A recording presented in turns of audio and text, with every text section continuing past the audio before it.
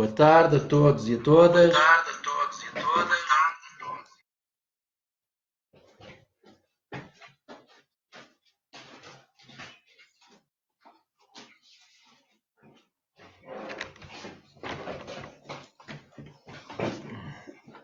Vamos lá fazer o nosso direto hoje, aqui da cidade da Guarda, a cidade mais alta de Portugal, das Lameirinhas.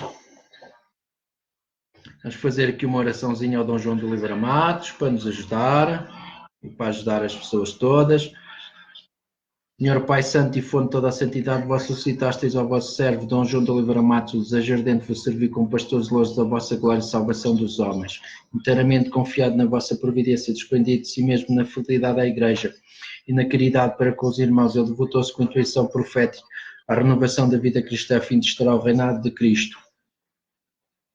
Dignai-vos, pois, Senhor, dá-nos a conhecer a veracidade da sua virtude e a glória de causa no céu, concedendo-nos as graças que vos pedimos por sua intercessão. Por nosso Senhor Jesus Cristo, vosso Filho, que é Deus convosco, na unidade do Espírito Santo. Amém. Que Ele possa ajudar todos os que precisam de ajuda física, corporal, espiritual e mental, através de Deus, de Nossa Senhora, que dê bons negócios, bom trabalho,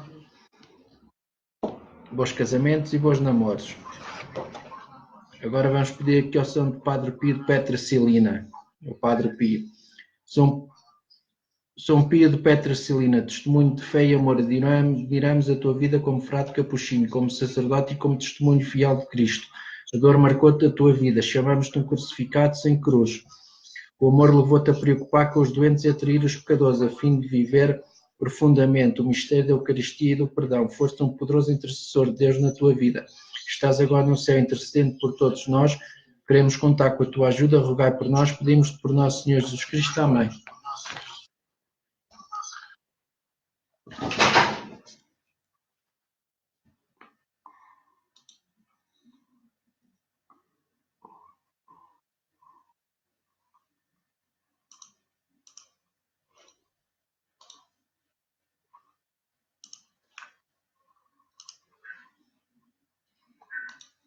Boa tarde a todos e a todas.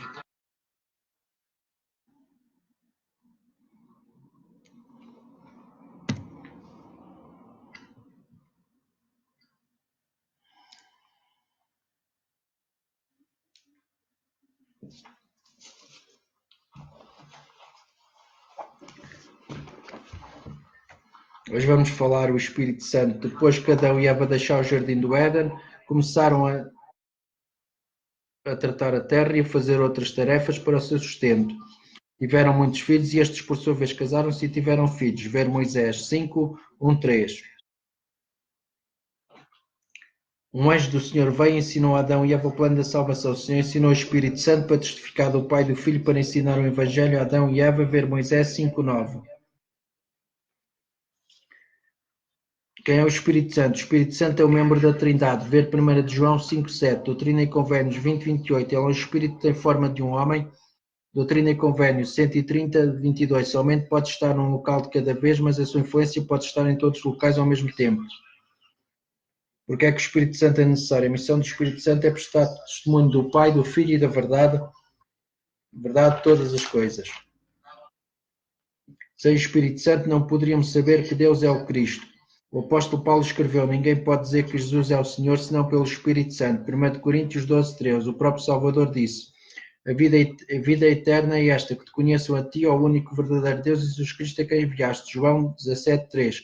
Pelo poder do Espírito Santo somos levados a entender e a viver o Evangelho de Jesus Cristo. Há algumas escrituras que nos mostram a história da família de Adão. Moisés 5, né? 2 Néfi 31, 25, o Espírito Santo é identificado. Moroni 10, 6, 7, o Espírito Santo testificará sobre Jesus Cristo. João 14, 26, 15, 26, 16, 13. Lucas 12, 12. Doutrina e Convênios 8, 2, 3. O Espírito Santo como confortador, mestre testificador de Cristo, guia para toda a verdade, revelador e companheiro, líder orientador da fonte da inspiração.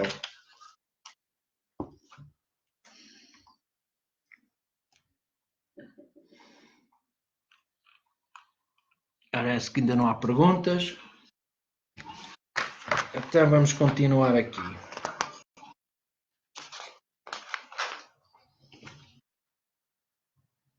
Um só Deus. Há um só Deus em três pessoas, Pai, Filho e Espírito Santo. Mateus 28, 19, 2. 2 de Coríntios 13, 13. 1 de João 5, 6. 8. Mistério insondável. Efésios 3, 3, 4. Lucas 8, 10. 1 de Coríntios 4, 1. 15, 51. Em Deus só há um Deus todo-poderoso e outro Deus menos poderoso. Há um Deus. Efésios 4, 4, 6. Colossenses 1, 15, 22, 9. Jesus é o Deus Todo-Poderoso. Graças te damos, Senhor Deus Todo-Poderoso. Apocalipse 7. Jesus é chamado Conselheiro Admirável, Deus Poderoso, Pai Eterno, Príncipe da Paz. Isaías 9, 5, 6. O Verbo era Deus. João 1, 1. O teu Redentor chama-se o Deus de toda a terra. Isaías 54, 5. Jesus disse: eu e o Pai somos um, só Deus. João 10, 30, 33. Jesus é igual ao Pai. Quem me vê, vê o Pai. João 14, 8, 11. 10, 38. Adorar igualmente o Pai e o Filho. João 5, 21, 23. Tudo veio à existência por meio dele. João 1, 3. 22, 23. Tudo veio à existência por meio dele. João 1, 3 e 10. Jesus revela misteriosamente a sua divindade. Chamais Mestre e Senhor. Desejo bem visto que o sou. João 13, 13. João 5, 18. Os judeus disseram: sendo tu homem, te fazes Deus. João 10, 13, 33. 5, 20, 21. Jesus, sem deixar de ser Deus, fez-se homem para nos salvar. João 1, 14. Mateus 1, 23. Isaías 7, 14. Por isso Jesus pôde dizer: o Pai é maior que eu. João 14, 28. Mas somente enquanto homem eu sou o Alfa e o Ômega, o que há de vir, o Todo-Poderoso. Eu conheci a morte, mas vivo. Apocalipse 1, 7, 8, 13, 17, 18. Eu sou o primeiro e o último que esteve morto e reviveu. Apocalipse 2, 8. Isaías 41, 14, 16. O Senhor Todo-Poderoso tomou posse do seu reinado. Apocalipse 19, 6, 7. Todas as coisas foram criadas por ele e para ele. Colossenses 1, 16. João 1, 3 e 10. Nele habita toda a plenitude da divindade. Colossenses 2, 9. Agora glorifica-me, ó tu, ó Pai, junto de ti com aquela glória que tinha contigo antes que o mundo existisse. João 17, 5. Ver Hebreus 1, 1, 13. Filipenses 2, 5, 7. Tito 2, 13, 14. 1 Timóteo 1, 17. João 1, 3, 10. Romano 9, 5. Lucas 24, 52. Apocalipse 17, 14. 5, 8, etc.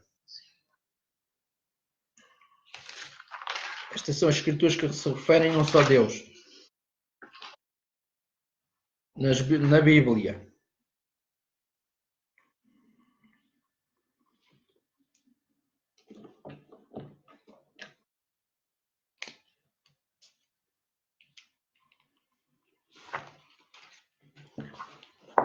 Vamos lá às perguntas, também ainda não há nada.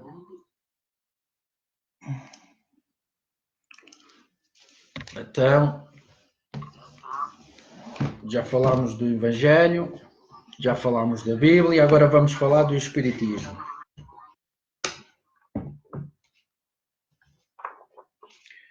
Segundo o Espiritismo, porém, nós que somos reconhecidamente imperfeitos e que temos grande propensão à injustiça, seríamos capazes de, com os nossos filhos, determinar que um seria inteligente e perfeito, outro mongoloide, outro paralítico, outro cego, surdo, ou cego, ou coxo? Senão seríamos como achar lógico que Deus e o amor, a bondade, a justiça e a sabedoria infinitos, o que fosse fazer. Tudo o que se faz ou se deixa de fazer é da responsabilidade de quem tem o livre-arbítrio, pode conduzir-se de uma ou de outra forma. O sofrimento é a marca interior de uma série de situações bem definidas, sofre-se por doença física, sofre-se por doença psíquica, leia-se espiritual, sofre-se por doença de nascença, chamada hereditária ou congénita, sofre-se de doença adquirida, sofre-se de pobreza, sofre-se pela riqueza, sofre-se pela beleza, sofre-se pela feiura, enfim, sofre-se por todo o tipo de sofrimento. Resulta sempre de uma causa que se projeta sempre no passado próximo ou remoto. A justiça funciona em qualquer das circunstâncias. Dentro do princípio, assim como fizeres, assim achareis. Pode parecer que é inexplicável a existência do sofrimento e por isso a existência do destino. Mas é bom que se diga que a escolha do presente cada um a faz, voluntária e conscientemente, no passado e como no presente. Estamos construindo em liberdade o futuro. Normalmente, como as pessoas não se preocupam quase nada com a vida espiritual, fazem da caridade uma obrigação para os outros, as consequências dos atos do passado são mesmo idênticas às causas. Quando se preocupam em pôr o amor nos seus atos de serviço aos outros, então as dores que deveriam receber podem ser substituídas pelo trabalho que certamente custa sacrifícios. O corpo espiritual. Pode dizer-se que o corpo espiritual, como lhe chamava o apóstolo Paulo, é um envelope semi-material, que os espíritas chamam de pré-espírito. Não é senão o livro da vida, onde ficam gravadas todas as atitudes, pensamentos ou sentimentos negativos que se praticam e que ditam todo o percurso de cada um qual deve recorrer no discurso da sua evolução, alma e sua localização. Pois, segundo a codificação de Allan Kardec, a alma é o conjunto de espírito pré-espírito, enquanto ligado ao corpo físico. Diremos que somos nós almas encarnadas, isto é, nós somos um conjunto corpo e alma. Quando desencarnamos ou o corpo morrer, o mesmo passaremos a espíritos acompanhados pelo pré-espírito e a alma deixa de ter razão para se identificar. Pré-espírito, órgãos e doenças. Falam os espíritos que o pré-espírito é uma matriz, uma cópia fiel do corpo físico em que os órgãos se localizam numa autêntica fotocópia ou como se tratasse de negativo de uma fotografia. Cada órgão do corpo físico tem um correspondente no corpo espiritual. Cuidado com o corpo e necessariamente possível catalogação na área do suicídio. A afecção, o órgão físico vem com defeitos, transmite-se do pré-espiritual ficando gravado. Daí, quando o espírito desencarnado prepara uma nova encarnação, o pré-espírito vai surgir no novo corpo com o correspondente órgão afetado, o que querá dizer que esse novo corpo irá sofrer ou logo à partida, no decorrer da nova existência carnal de doença, no órgão anteriormente afetado, poderão estar nessa condição as doenças hereditárias ou congénitas, ou aquelas que surgem sem motivo, apesar de muitos cuidados que o encarnado possa ter com a saúde física, serão que podemos chamar de doenças kármicas.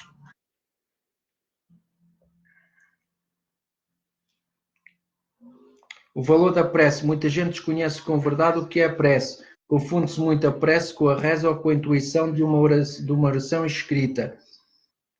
A palavra prece pode ter ligação direta com o pedido urgente. Importante, a palavra oração quer dizer conversa ou desabafo, ou mesmo discurso, todos dirigidos às forças superiores, podendo ou não conter um pedido. A prece é uma emanação do pensamento, ou deveria ser, para se considerar como tal. Logo, nada mais importará no momento em que é feita. Se estamos fazendo a prece e pensando em coisas diferentes, então a prece vira reza e nada vale. Quando o pensamento nela se concentra, então todo um campo de radiação energética se desenvolve entre quem o produz e o seu destino. Somente a ilusão, a prece deve ser simples e fundamentalmente transmitir o que vai na alma de cada um. Não importam as palavras, mas sim o sentimento que se coloca na prece e a força de pensamento capaz de projetar a ideia.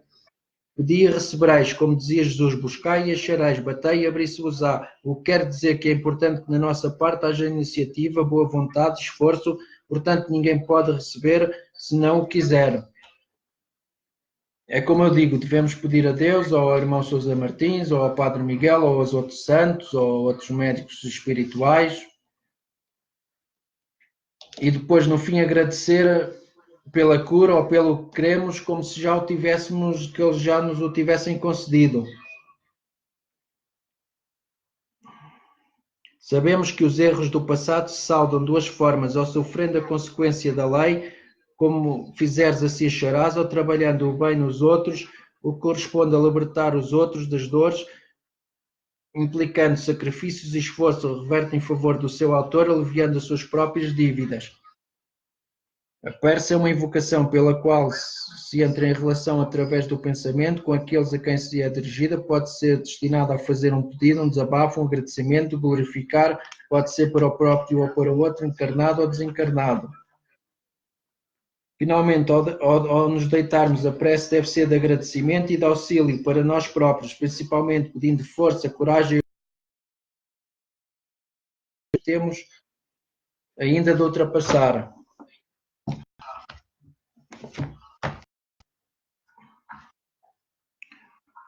Boa tarde, não veja se o meu trabalho se mantém ou se vou mudar de emprego.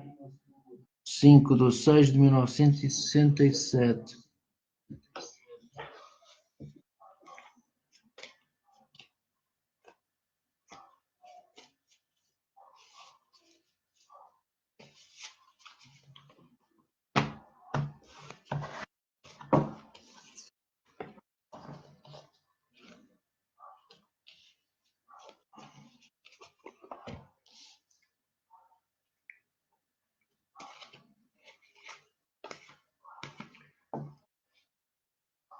O trabalho à partida vai se manter.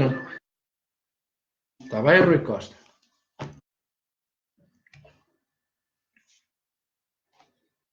Isto hoje está muito fraquinho.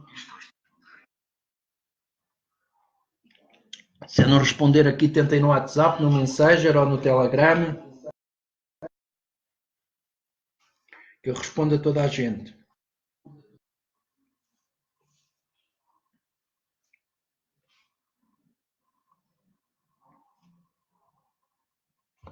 O que significa a palavra igreja? Designa o povo de Deus, convoca e reúne todos os confins da terra para construir a Assembleia daqueles que pela fé e pelo batismo se tornam filhos de Deus, membros de Cristo e templo do Espírito Santo. Mas como Jesus Cristo diz, a igreja dele é onde estiverem 2 ou 3 reunidos em seu nome, então todas as igrejas são de Deus, seja a mesquita, seja a sinagoga, seja o salão do reino das testemunhas de Jeová, sejam as capelas, seja o centro espírita, seja o centro do Reiki, etc. É o grupo.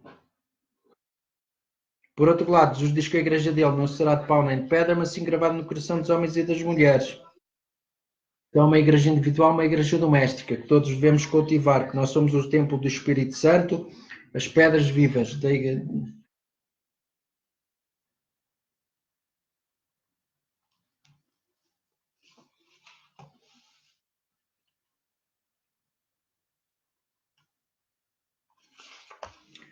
Há na Bíblia outros nomes e imagens para indicar a igreja. Na Sagrada Escritura encontramos muitas imagens que põem em evidência aspectos complementares do mistério da igreja.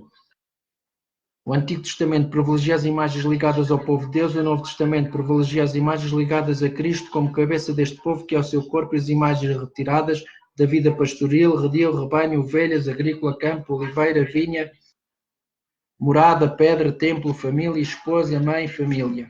Quais são as origens da realização plena da Igreja?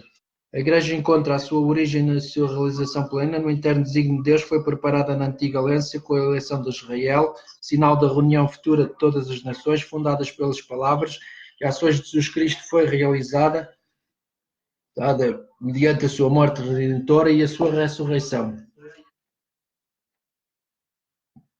Em que sentido a Igreja é um mistério? A Igreja é um mistério enquanto a sua realidade visível está presente e operante, uma realidade espiritual divina que se descobre unicamente com os olhos da fé. Porque é que a Igreja é o povo de Deus? A Igreja é o povo de Deus porque aprova Deus santificar e salvar os homens, não isoladamente, mas constituindo-os num só povo, reunidos pela unidade do Pai, do Filho e do Espírito Santo. Em que sentido o povo de Deus participa das 3 funções de Cristo, sacerdote, profeta e rei? O povo de Deus participa no mistério sacerdotal de Cristo, enquanto batizados são consagrados pelo Espírito Santo para oferecer sacrifícios espirituais, participa no seu ministério profético, enquanto com sentido sobrenatural da fé, e esta adere inflectivamente e aprofundada a testemunhar e participa no seu ministério real com o serviço ilimitado de Jesus Cristo, que Rei do Universo fez servo de todos, sobretudo dos pobres e dos que sofrem. Como é que a Igreja é o corpo de Cristo? Por meio do Espírito, Cristo morto e ressuscitado une intimamente a si e os seus fiéis. Deste modo, os crentes em Cristo, enquanto unidos estritamente a Ele, sobretudo na Eucaristia, são unidos entre si na caridade, formando um só corpo, a Igreja cuja unidade se realiza na diversidade dos membros e das funções.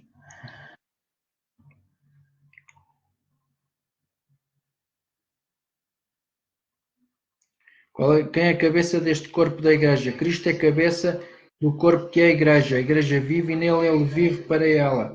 Cristo e a Igreja formam o Cristo total. Santo Agostinho dizia que a cabeça e os membros são, por assim dizer, uma só pessoa mística. São Tomás de Aquino. Porque é que a Igreja é chamada esposa de Cristo? Porque o próprio Senhor se definiu como esposo. Marcos 2,19, que amou a Igreja unindo-se assim por uma aliança eterna e se entregou a si mesmo por ela para a purificar com o seu sangue, para a tornar santa. Efésios 5,26, fazer dela mãe fecunda de todos os filhos de Deus, enquanto a palavra corpo evidencia a unidade da cabeça, com os membros o termo esposa mostra a distinção dos dois na relação pessoal. Porque é que a Igreja é designada Templo do Espírito Santo? Porque o Espírito Santo reside no corpo que é a Igreja, a sua cabeça e nos seus membros. Para além disso, ela edifica a Igreja na caridade com a palavra de Deus, os sacramentos, as virtudes e os carismas. Porque é que a Igreja é una? A Igreja é una porque tem como origem modelo na unidade da Trindade das três pessoas, de um só Deus, porque tem como fundador a cabeça de Jesus Cristo, que se restabelece a unidade de todos os povos num só corpo, porque tem como alma o Espírito Santo, que une todos os fiéis na comunhão em Cristo. Ela tem uma só fé e uma só vida sacramental, uma única sucessão apostólica, uma comum esperança e a mesma caridade. Onde subsiste a única Igreja de Cristo. A única Igreja de Cristo, como sociedade constituída e organizada no mundo, subsiste na Igreja Católica, isto é o que diz a Católica, pelo sucessor de Pedro e pelos bispos, em comunhão com ele. Só por meio dela se pode obter plenitude dos meios de salvação, pois o Senhor confiou todos os bens da nova aliança a um único colégio apostólico, cuja cabeça é Pedro. Como considerar os cristãos não católicos? Nas igrejas e comunidades eclesiais que se designam na plena comunhão da Igreja Católica, encontram-se muitos elementos de santificação e de verdade. Todos estes bem provêm de Cristo, conduzem para a unidade católica. Os membros dessas igrejas e comunidades são incorporados em Cristo pelo batismo. Por isso nós reconhecemos-os como irmãos.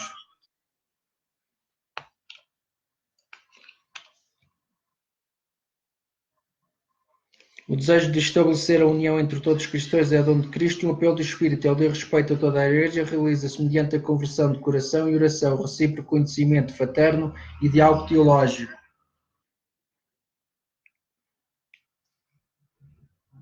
A Igreja é santa porque Deus Santíssimo é o seu autor. Cristo entregou-se por ela para santificar e fazer dela santificadora. O Espírito Santo vivifica com caridade. Nela se encontra a plenitude dos meios de salvação.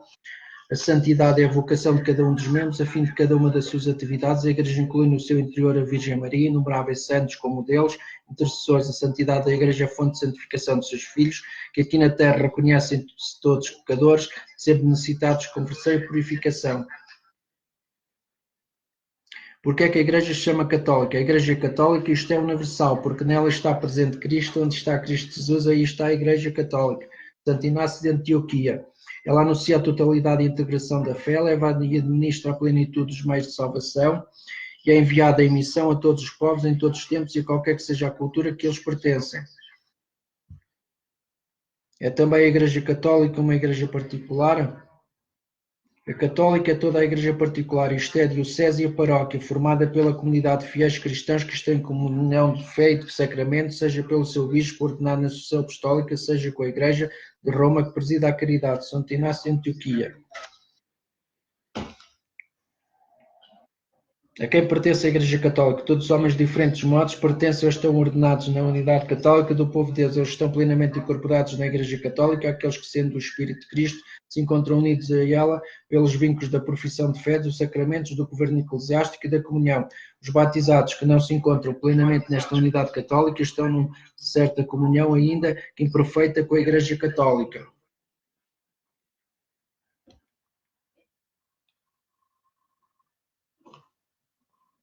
Qual a relação da Igreja Católica com o povo judeu? A Igreja Católica reconhece a sua relação com o povo judeu no facto de Deus ter escolhido este povo entre todos para ser o primeiro a acolher a sua palavra. É ao povo judeu que pertence à adoção de filhos, a glória, as alianças, a legislação, o culto, as promessas e os patriarcas. Dele provém Cristo segundo a carne. Romanos 9, 4, 5. Diferente das outras religiões não cristãs, a fé judaica é já a resposta à revelação de Deus na antiga aliança. Qual a ligação entre a Igreja Católica e as religiões não cristãs? Antes de mais, ao laço comum de origem afim de todo o género humano. A Igreja Católica reconhece tudo o que de bom e de verdadeiro existe nas outras religiões, vem de Deus, é reflexo da sua verdade, pode preparar para acolher o Evangelho e mover em direção à unidade da humanidade na Igreja de Cristo. O que significa a afirmação fora da Igreja não há salvação? Significa que toda a salvação vem de Cristo cabeça por meio da Igreja, que é o seu corpo, portanto não poderiam ser salvos os que, conhecendo a Igreja como fundada por Cristo, necessita a salvação. Nela entrassem e nela não preservassem ao mesmo tempo, graças a Cristo e à sua Igreja, podem conseguir salvação eterna todos os que sem culpa ignoram o Evangelho de Cristo, a sua Igreja, mas procuram sinceramente Deus sob o influxo da graça e se esforçam por cumprir sua vontade conhecida através do que consciência lhes dita.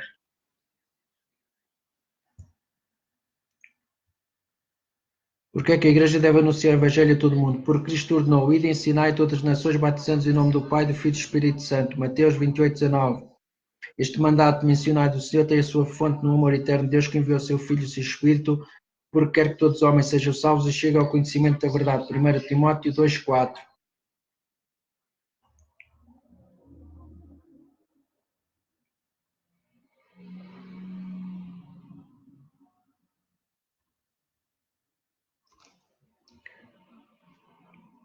Em que consiste a missão dos apóstolos? A palavra apóstolo significa enviado de Jesus. O enviado do Pai chamou a si 12 entre os seus discípulos e constituiu-os como seus apóstolos, fazendo deles testemunhas escolhidas da sua ressurreição e fundamentos da sua Igreja.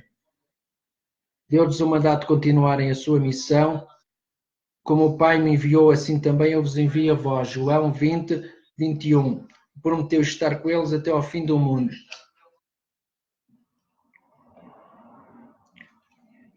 Quem são os fiéis? Os fiéis são aqueles que, incorporados em Cristo pelo batismo, são constituídos membros do povo de Deus, tomados participantes segundo a sua condição de função sacerdotal, profética e real de Cristo. São chamados a exercer a missão confiada por Deus à Igreja. Entre eles subsiste uma verdadeira igualdade na sua dignidade de filhos de Deus.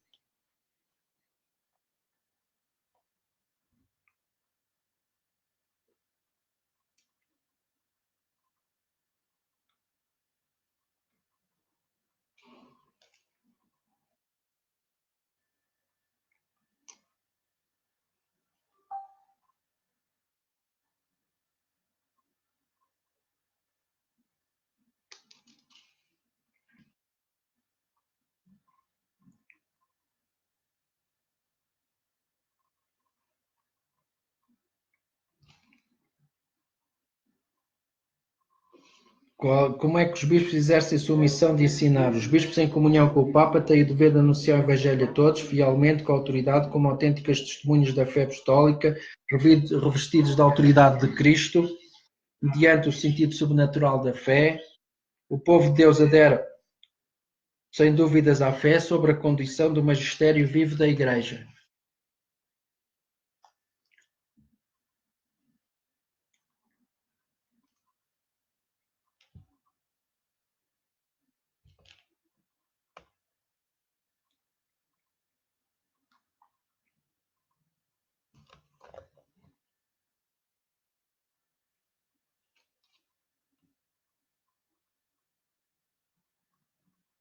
Como é que participam os fiéis leigos na função sacerdotal de Cristo? Participam nela oferecendo-se como sacrifício espiritual agradável a Jesus Cristo. 1 de Pedro 2,5. Sobretudo na Eucaristia, a sua vida com todas as obras e orações e iniciativas apostólicas, a vida familiar, o trabalho de cada dia, os problemas da vida suportados com paciência, os lazeres corporais e espirituais. Deste modo, os leigos dedicados a Cristo e consagrados pelo Espírito Santo oferecem a Deus o próprio mundo. Como participam na sua função profética, participam nela acolhendo cada vez mais na fé a palavra de Cristo, anunciando ao mundo com o testemunho da vida a palavra ação evangeladora e catequese. Esta ação evangeladora adquire uma particular eficácia pelo facto de ser realizada nas condições ordinárias da vida secular. que é a vida consagrada. É um estado de vida reconhecido pela Igreja, é uma resposta livre a um chamamento particular de Cristo, mediante o qual os consagrados se entregam totalmente a Deus e tendem para a perfeição da caridade sob a menção do Espírito Santo. Tal consagração caracteriza-se pela prática dos conselhos evangélicos, o que significa creio na comunhão dos santos. Indica, antes de mais, a participação de todos os membros da Igreja nas coisas santas, até que a fé, os sacramentos, em especial a Eucaristia, os crismas e outros dons espirituais. Na raiz da comunhão está a caridade, que não procura o próprio interesse. 1 Coríntios 13:5, mas move o fiel a colocar tudo em comum. Atos 4:32, mesmo os próprios bens materiais ao serviço dos pobres.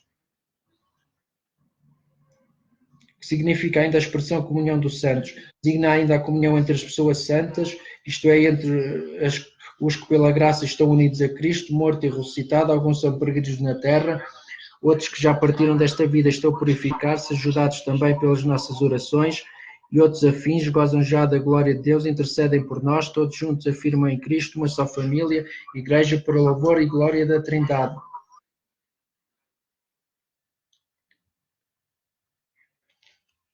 Em que sentido a bem-aventurada Virgem Maria, a Mãe da Igreja? A bem-aventurada Virgem Maria, a Mãe da Igreja na ordem da graça, porque deu à luz Jesus, Filho de Deus, cabeça que é o corpo da Igreja. Ao morrer na cruz, indicou-a como a mãe do discípulo, e com estas palavras: és aí tua mãe. João 19:27.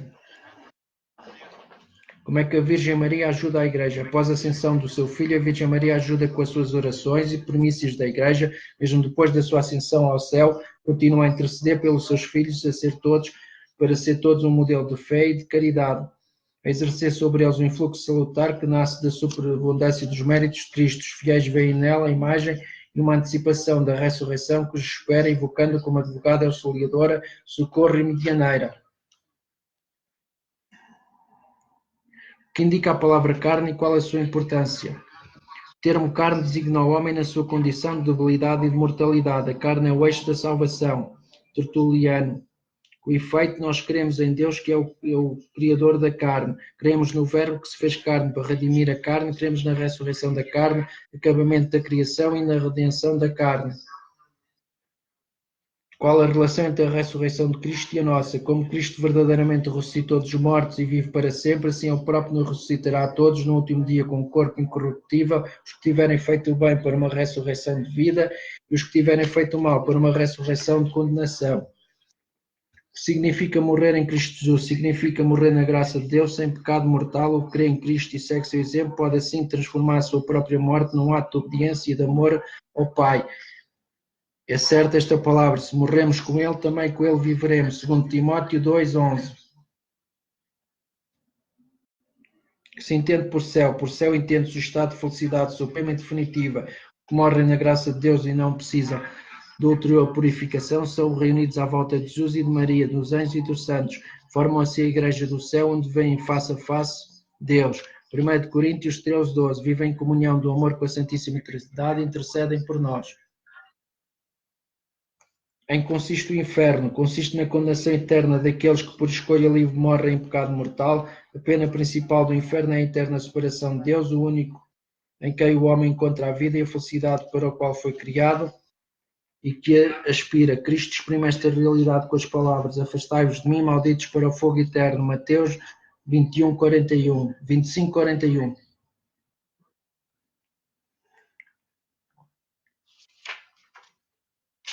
Como devemos conciliar o inferno com a bondade infinitiva de Deus? Deus, apesar de querer que todos tenham um modo de se arrepender, segundo a de Pedro 3:9, tendo o homem criado livre e responsável, respeita as suas decisões. Portanto, é o próprio homem que, em plena autonomia, se exclui voluntariamente da comunhão com Deus até ao momento da própria morte e persiste no pecado mortal, recusando o amor misericordioso de Deus. É o livre-arbítrio. Escolher Deus ou não. Em que consistirá o juízo final? O juízo final universal consistirá na sentença da vida, bem-aventurada, ou na condenação eterna, que o Senhor Jesus no céu como juiz dos vivos e dos mortos pronunciará em relação aos justos e injustos. Atos 24:15. Reunidos todos juntos diante dele, seguir tal juízo final, o corpo ressuscitado participará na retribuição que a alma teve no juízo particular. Este juízo final só ocorrerá, nem ninguém sabe, só Deus. O que é a esperança dos novos céus e da nova terra? Depois do juízo final, o próprio universo libertado da escravidão da corrupção participará na glória de Cristo com a inauguração de novos céus e nova terra, segundo Pedro 3:13. Será assim alcançada a plenitude do reino de Deus, ou seja, a realização definitiva do desenho salvífico de Deus. Em Cristo todas as coisas, as do céu e as da terra. Efésios 1:10. Deus será então tudo em todos. 1 Coríntios 15:28. Na vida eterna. Que significa o Amém, constitui a nossa profissão de fé. A palavra hebraica Amém conclui o último livro da Sagrada Escritura. Algumas orações do Novo Testamento e orações litúrgicas da Igreja significam o nosso sim, confiando tudo o que possamos crer, confiando totalmente naquele que é o Amém. Apocalipse 3:14. Definitivo. Cristo Senhor.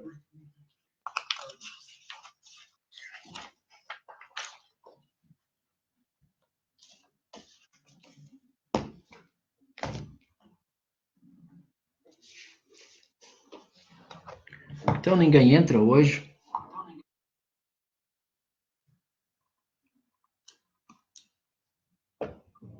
Ah, já entraram.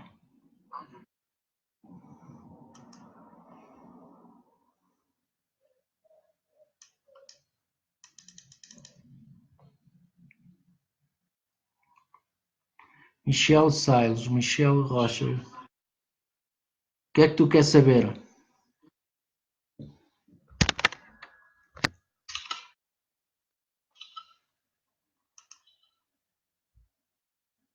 Ginagóis, saúde, vou ter de fazer cirurgia breve.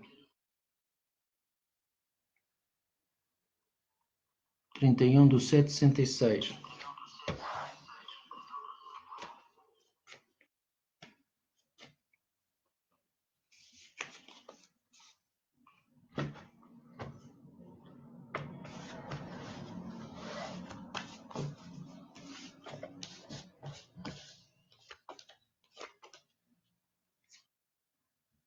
Sim, à partida vais ter que fazer cirurgia sim, Ginagóis, mas tudo vai correr bem. Tem fé.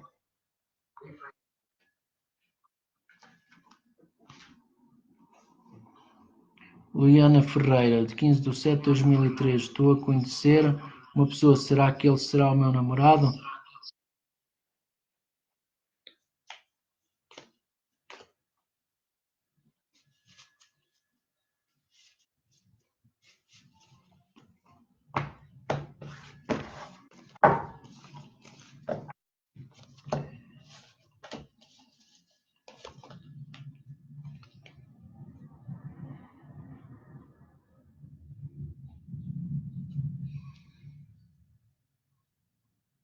Eu ponho algumas dúvidas que ele seja teu, que ele queira ser teu namorado.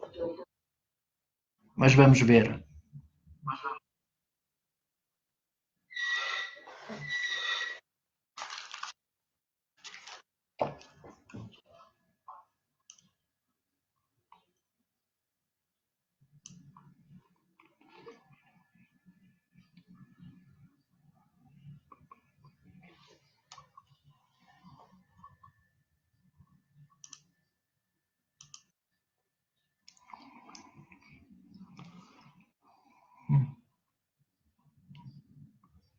Margarida Matilde, nascida a 24/7/82. Irei arranjar um trabalho em breve?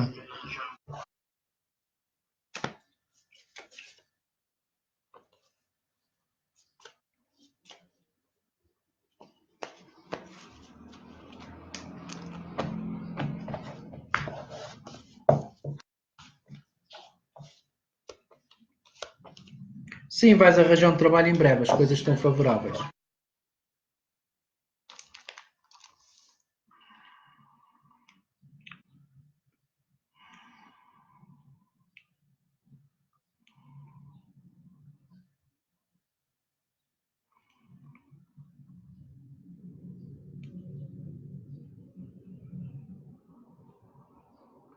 De onde veio Satanás? Segundo o raciocínio das escrituras dos nossos irmãos Jeová. Todas as obras de Jeová são perfeitas. Ele não é autor da injustiça, de modo que ele não criou ninguém mau. Não criou ninguém mau. Deuteronômio 32, 4. Salmo 5, 4. Aquele que se tornou Satanás era originalmente um filho espiritual perfeito de Deus. Quando Jesus disse que o diabo não permaneceu na verdade, indicou que ao contrário ele não estava na verdade. João 8, 44. Assim como se dá com todas as criaturas inteligentes de Deus, este filho espiritual foi dotado de livre-arbítrio, ele abusou da liberdade de escolha, permitiu que os sentimentos de altivez se desenvolvessem no seu coração, começou a desejar que se lhe prestasse adoração que pertencia unicamente a Deus, de modo que induziu Adão e Eva a escutar a ele em vez de obedecer a Deus, assim pelo seu proceder ele se fez Satanás, o que significa adversário. Tiago 1, 14, 15. Porque não destruiu Deus a Satanás imediatamente após ele se ter revelado? Sérias coisas foram questionadas por Satanás. Justiça e retidão de soberania de Jeová. Então Jeová está retendo a humanidade uma liberdade que contribui para a felicidade dela. Será que a capacidade da humanidade de dirigir a ela, mesmo nos seus assuntos com bom êxito, a preservação da sua vida, dependeu realmente da obediência a Deus? Foi Jeová desonesto em dar uma lei que declara que a desobediência conduzia à morte? Gênesis 2, 16, 17, 3, 5. Portanto, tinha Jeová realmente o direito de governar?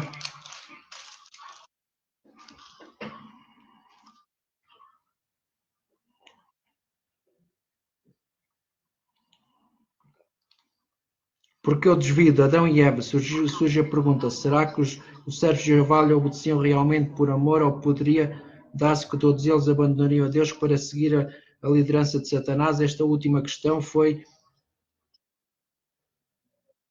desenvolvida por Satanás nos dias de Jó. Gênesis 3, 6, Jó 1, 8, 11.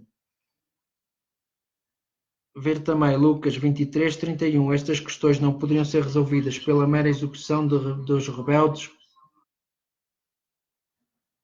Adão e Eva morreram após desobedecerem a Deus, ficou evidente no devido tempo. Gênesis 3:5. Havia, porém, mais coisas em questão. Assim Deus vem permitindo, tanto a Satanás como aos humanos, que tentem toda a forma de governo criado por eles próprios. Nenhum governo trouxe felicidade duradoura. Deus deixou a humanidade ir ao extremo na busca de modos de vida que consideram as suas normas justas. Os frutos falam por si mesmo, conforme diz a Bíblia, verazmente. Não é o homem que anda no desígnio, que ainda dirige o seu, não é o homem que ainda dirige o seu passo. Jeremias 10, 23. Jeová exorta os seus servos, dizendo: Sê sábio, filho meu, e alegra meu coração, para que eu possa replicar aquele que me escarnece. Provérbios 21, 11.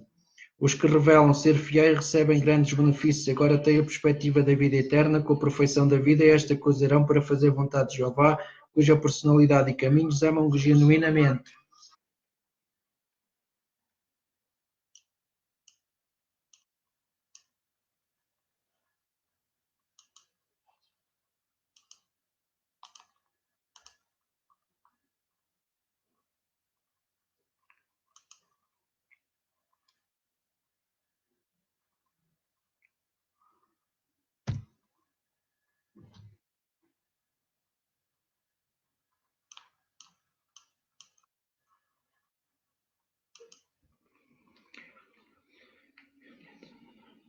Quão poderoso é o elemento de Satanás no mundo de hoje. Jesus Cristo referiu-se a ele como o governante do mundo, a quem a humanidade em geral obedece, seguindo as suas ordens, desprezar os requisitos de Deus. João 14:30, Efésios 2:2. A Bíblia também o chama de o Deus deste sistema de coisas, que é honrado pelas práticas religiosas dos que se apegam a este sistema de coisas. 2 Coríntios 4:4, 1 Coríntios 10:20. Eu terei toda esta autoridade e glória deles, porque me foi entregue, e dou a quem quiser. Se tu, pois, fizeres um ato de adoração diante de mim, tudo será teu. Lucas 4, 5, 7. Revelação 3, 1, 2. Mostra que Satanás dá poder, trono e grande autoridade ao sistema político global do governo. Daniel 10, 13, 20. Revela que Satanás tem tido príncipes demoníacos sobre os principais reinos da terra. como constituindo governos, autoridades, governantes mundiais desta escuridão, forças espirituais iníquas nos lugares celestiais.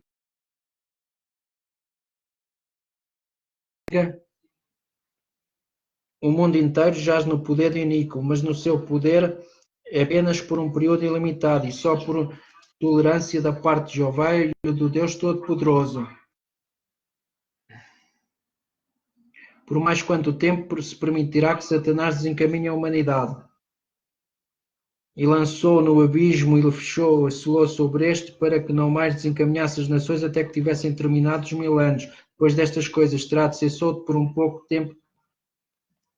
Revelação 21:3. Depois o diabo que os desencaminhava foi lançado no lago do fogo e enxofre. Revelação 20:10. O que significa isso? Revelação 21:8 responde: este significa a segunda morte. Satanás terá desaparecido para sempre. Será que o facto de Satanás ser lançado no abismo significa que ele ficará retido por 1000 anos numa terra desolada, sem que haja ninguém para tentar? Algumas pessoas citam Revelação 23. Em apoio a esta ideia, dizem que o abismo é um abismo insondável, representa a Terra num estado de desolação. Será assim?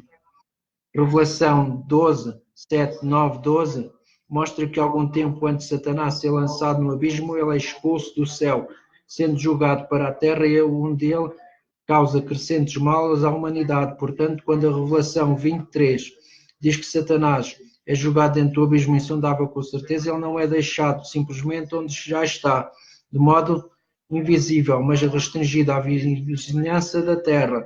É removido para longe daí, de modo que ele não pode mais enganar as nações, até que 1000 anos estivessem terminados. Note-se que a Revelação 23 diz que no fim de 1000 anos, quem é solto no abismo é Satanás, não as nações. Quando Satanás for solto, as pessoas que antes constituíam essas nações já estarão presentes.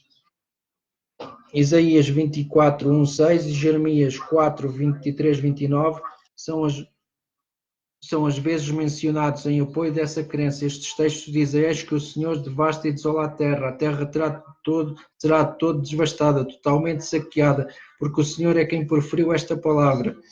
Olhei para a terra e ela sem forma e vazia, olhei e eis que não havia homem nenhum, pois assim diz o Senhor: toda a terra será assolada, todas as cidades ficarão desamparadas. Já ninguém habitará nelas, o que significa estas profecias. Tiveram o seu primeiro cumprimento em Jerusalém, a terra de Judá. A execução do julgamento divino, Jeová permitiu que os babilônios devastassem aquela terra, com o tempo foi deixada totalmente desolada e deshabitada. Veja-se Jeremias 36, 29. Mas Deus não desapovoou aquele tempo, o globo inteiro, tampouco o fará agora. Entretanto, ele desolará completamente tanto e correspondente moderno da Jerusalém infiel, a saber, a cristandade, que difama o nome de Deus pela sua conduta impiedosa, como todo o resto da organização visível de Satanás. Em vez de se tornar um ermo desolado, a terra inteira, durante o reinado de 1000 anos de Cristo, enquanto Satanás está no abismo, se tornará um paraíso.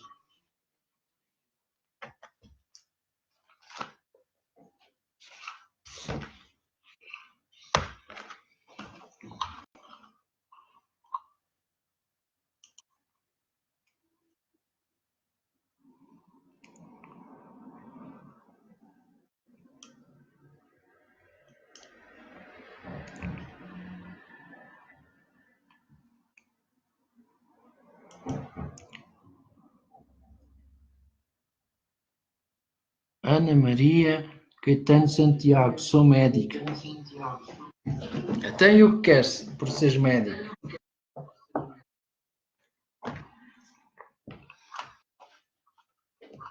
Não há doenças incuráveis. Para Deus tudo é possível. Deus cura todas as doenças. Sopra onde quer e onde quer e cura quem quer. Boa tarde, Nanda.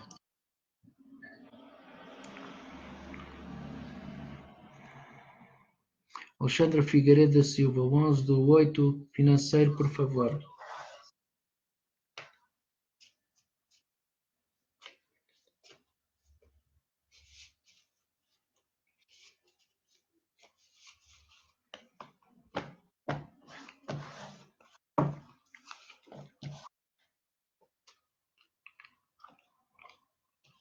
Alexandre Figueiredo, Lioa. 11/8/8. Financeiro, por favor. As finanças vão te correr bem, tens que ter fé em Deus. Vocês devem pedir a Deus ou a Nossa Senhora, ou aos anjos, ou aos santos, ou ao Dr. Sousa Martins, ou ao Padre Miguel, que continuam fazendo milagres depois de mortos. Rezam-lhe em intenção o que querem, ou oram-lhe a pedir o que querem, ou leem-lhe as escrituras a pedir o que querem, e depois no fim agradecem-lhe pelo que querem, como se já o tivessem. Assim é que se dão os milagres. Fé é acreditar sem ter dúvidas. Entregar a Deus e depois libertar, não está sempre com o mesmo pensamento. E agradecer.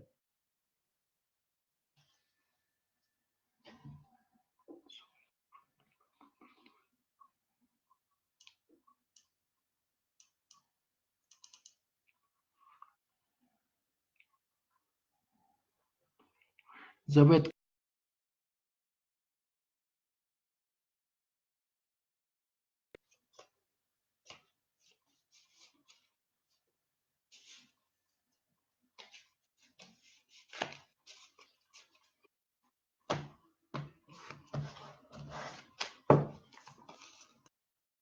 É assim, Elizabeth Cardoso, aqui no passado mais recente as coisas não decorreram muito bem, houve alguns problemas com a justiça, presentemente estás muito limitada, muito sacrificada, família e amigos mais chegados, as pessoas consideram-te como uma criança que não queres grandes responsabilidades, no passado sentimental andaste muito nervosa, estiveste apaixonada por alguém, agora presentemente grande força para ultrapassar os obstáculos, bens materiais e finanças, alterações trazidas pelo destino, independentemente da tua vontade. Casa das uniões e maturidade da carreira, o futuro mais próximo, no amor e no trabalho, tudo a correr bem. A personalidade, és uma pessoa com grande proteção de Deus. Embora sejas um bocadinho antiquada, tens que evoluir um bocadinho mais.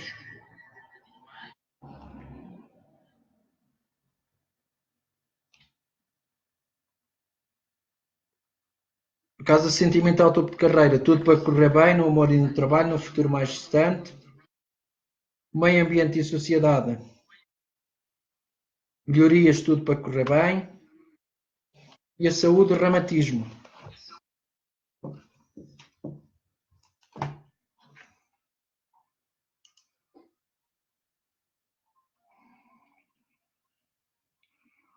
Pinto da Costa, que era um geral, nascido a 19/2/1975.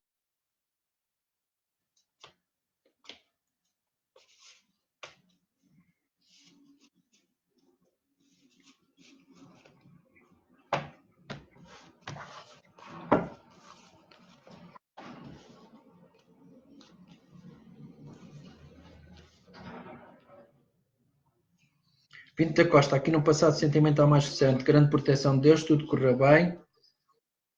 Presentemente estás a ressurgir das cinzas. Família e amigos mais chegados, mudanças radicais na tua vida. Um passado sentimental, mas não se esclareceu nada. Presentemente, o presente sentimental, as coisas a correr bem. Bens materiais e financeiros, as coisas limitadas e sacrificadas. Casa das uniões e maturidade da carreira. Vê-se um certo afastamento para repensares a tua vida e te recomendo a economia. A personalidade, és uma pessoa muito teimosa e muito obstinada e com tendência para vícios. Casa sentimental, topo de carreira, grande força para ultrapassar os obstáculos. Meio ambiente e sociedade, alterações trazidas pelo destino. E a saúde, nervos e tendência para a depressão.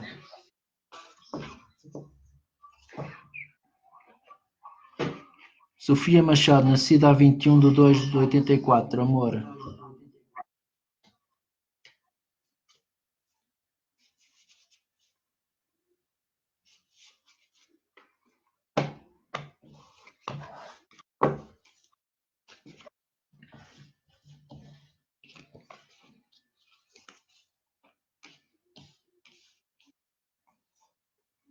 Ó Sofia Machado, o humor vai melhorar, mas para já não está muito favorável.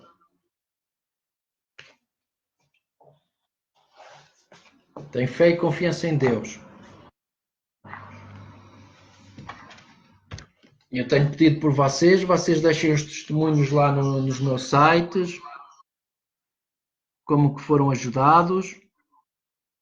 Já tiveram resultados que eu tenho pedido ao Dr. Sousa Martins e ao Padre Miguel, fundamentalmente.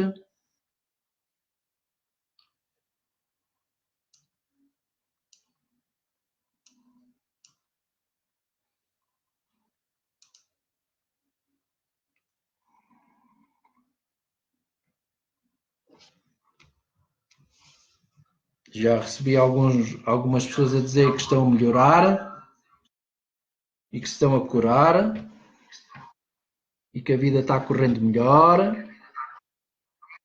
Fico contente por eles. E mais milagres ainda vai haver do Padre Miguel e do Dr. Sousa Martins nas vossas vidas.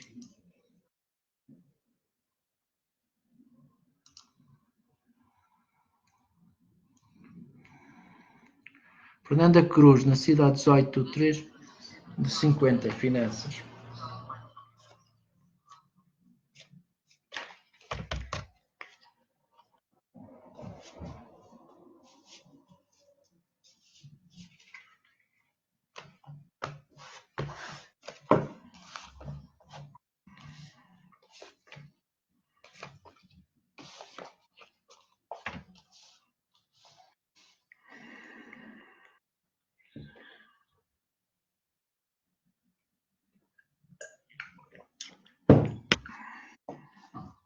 As finanças vão decorrer bem. Vão melhorar já em breve.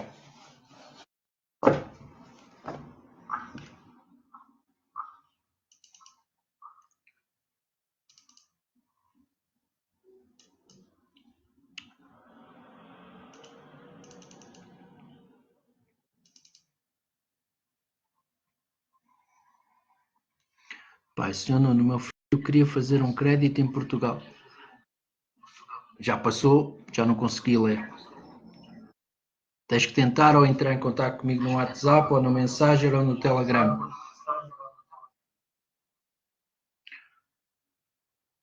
Ai, Gina Góis, sempre saúde. E 1/7/66.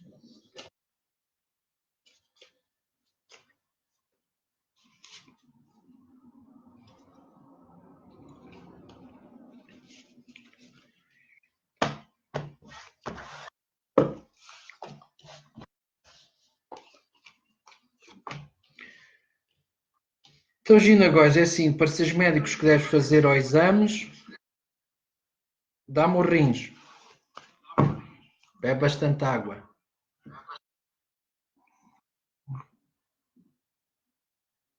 Sim, a cirurgia vais fazê-la breve, sim. Já tinha visto. Gina Góis. E vai correr bem.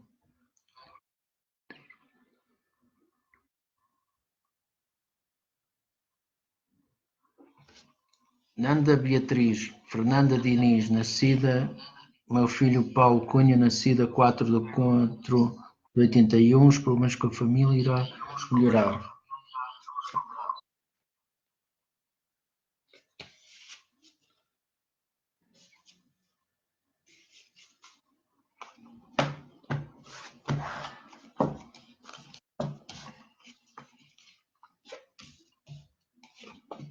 Sim, os problemas com a família vão melhorar em breve. Tem fé. Sueli Fontura Dutra, fala o meu.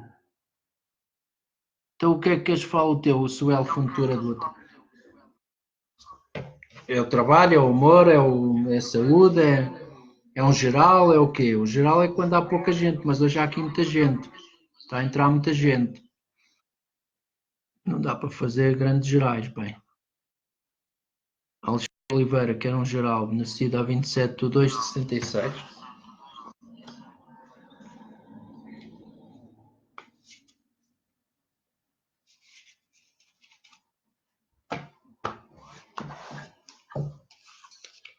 Faltam 10 minutos para acabar o geral. O direto, digo. Amanhã, se calhar, não posso fazer. Mas ao outro dia logo faço. Então, Alexandre Oliveira.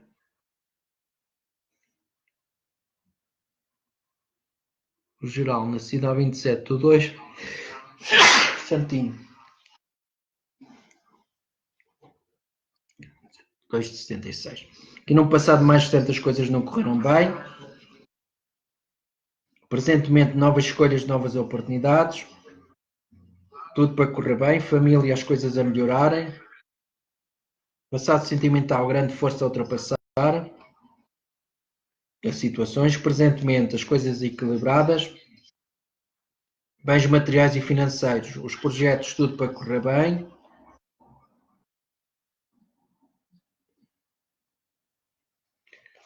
Casa das uniões e maturidade da carreira. Num futuro mais próximo vais-te apaixonar por alguém, algumas entradas de dinheiro. A personalidade. És uma pessoa que cai, mas logo se levanta facilmente. Casa sentimental, topo de carreira. Para o futuro mais distante, o amor e o trabalho. Vê-se que ainda é preciso aprofundar mais as coisas. Meio ambiente e sociedade, mudanças radicais na tua vida. Cortar com aquilo que não interessa, com as amizades falsas. E a saúde, alguma doença antiga.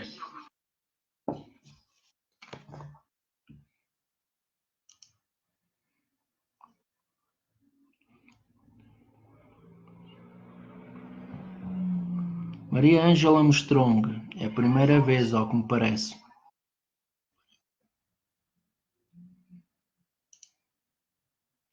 5/5/62. Deve ser um geral.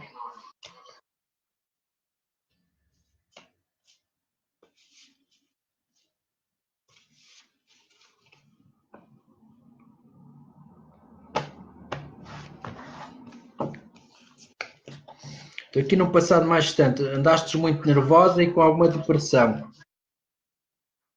Presentemente, grande força para ultrapassar os obstáculos. Família e amigos mais chegados, é preciso clarificar situações. Um passado sentimental, as coisas estiverem equilibradas. Presente sentimental, tudo para correr bem. Bens materiais e financeiros, tudo a correr bem. Casa das uniões e maturidade da carreira, projetos em curso, tudo a correr bem. No amor e no trabalho e contactos com o estrangeiro. A personalidade. És uma pessoa que gosta de analisar as coisas muito ao pormenor, de julgar e avaliar.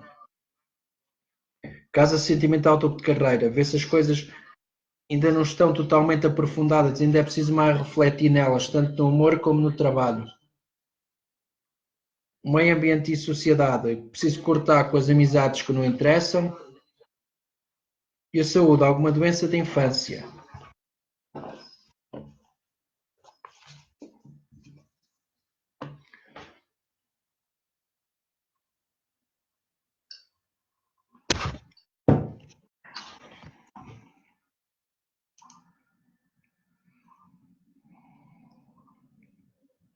Fernanda Cruz, acho que já te falei do amor, mano. Mas vamos ver.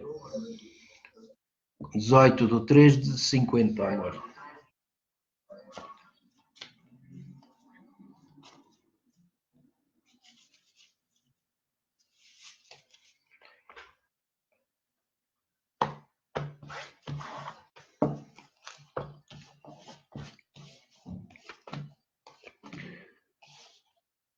O amor vai correr mais ou menos. Fraquinho, mas lá vai, assim, lá vai caminhando para melhor.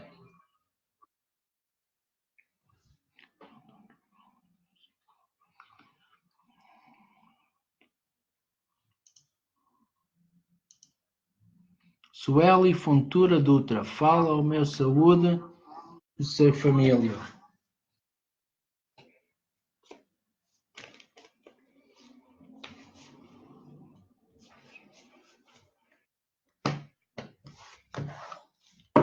falar da saúde e da família, tenho que fazer um geral.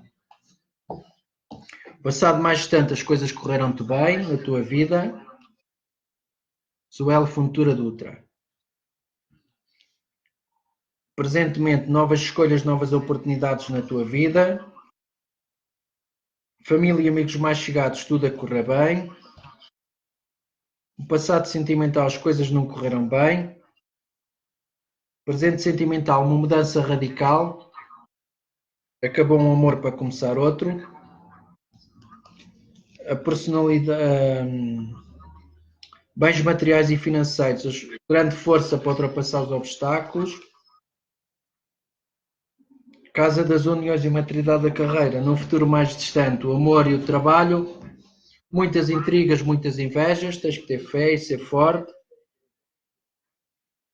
A personalidade, és uma pessoa que gosta de analisar as coisas muito bem e avaliar. Casa sentimental, topo de carreira, grande proteção de Deus. Meio ambiente e sociedade, alterações trazidas pelo destino independentemente da tua vontade. E a saúde, os rins.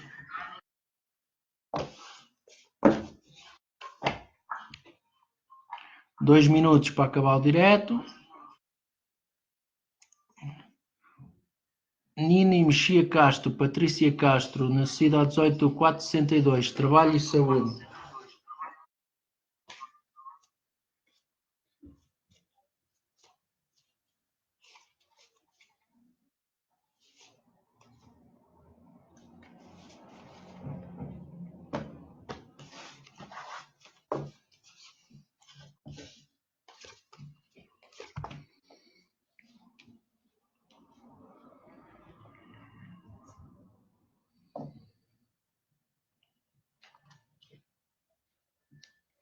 Trabalho, as coisas vão andar fracas, mas vão tentar a melhorar. Tu é que estás aí com o princípio de uma depressão, e se não tiveres cuidado, podes evoluir para algum tumor. Também, tens tendência a desenvolver.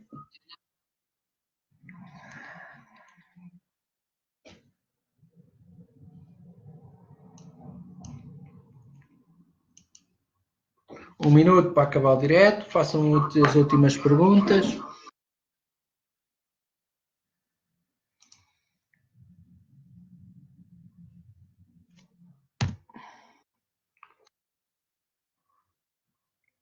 Deixem os testemunhos, como que foram ajudados, que estão melhores, de saúde e na vida, tudo a correr bem, com a ajuda do Santo Padre Miguel, do Dr. Sousa Martins, Dom João do Oliveira Matos e Padre Pio. Tenham fé. A fé que nos salva e a fé que cura-nos de todas as doenças. Não há doenças incuráveis, isso é o que o médico diz.